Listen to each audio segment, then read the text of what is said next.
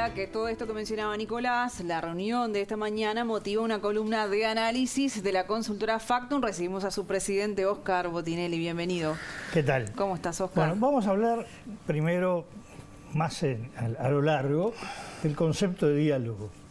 E inspirándonos en los conceptos de los diálogos de la Moncloa en España, de fines de los 70 y principios de los 80. Hay algo que lo que estoy prácticamente leyendo documentos de ahí. Los entendimientos se logran cuando se deja de lado quién hizo qué, quién empezó y quién fue el que retrucó. Está dicho con mis palabras, no hablan de retruco en España. Cuando se piensa en cuáles son los desafíos de corto y largo periodo y cómo se encaran esos desafíos, cuáles pueden ser las coincidencias y cuáles son las diferencias. Sobre la base de que quien no quiere acuerdo encuentra fácil las diferencias. Quien quiere acuerdos hace todo el esfuerzo necesario para encontrar los puntos de síntesis mayores o menores. Si en cambio se identifica buscar el primer culpable y mesurar las culpas, no hay entendimiento alguno.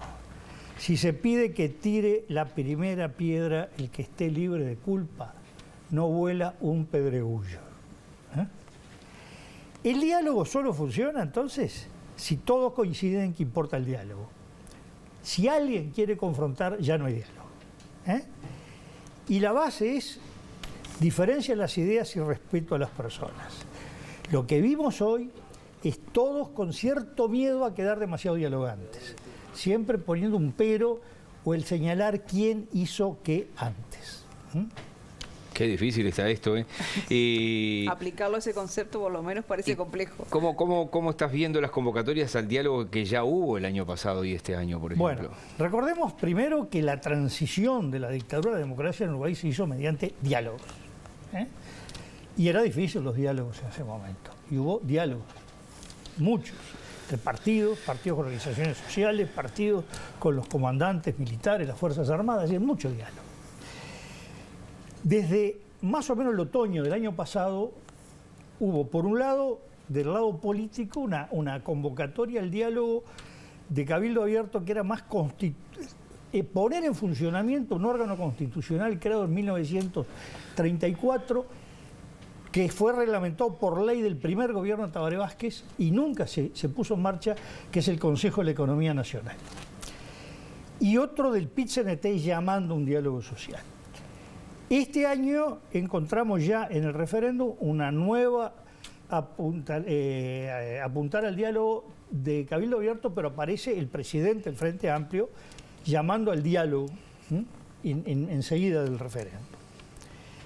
Y ahora tuvimos en estas semanas, en estos días, este llamado de Fernando Pereira del Frente Amplio que implica esta reunión y un llamado la semana pasada que hace Cabildo Abierto, que está dirigido a varios temas de tipo político y de tipo social. En realidad está repitiendo el esquema de 1984 de un acuerdo multipartidario con agenda abierta para tratar temas, dice, como ejemplo que podría ser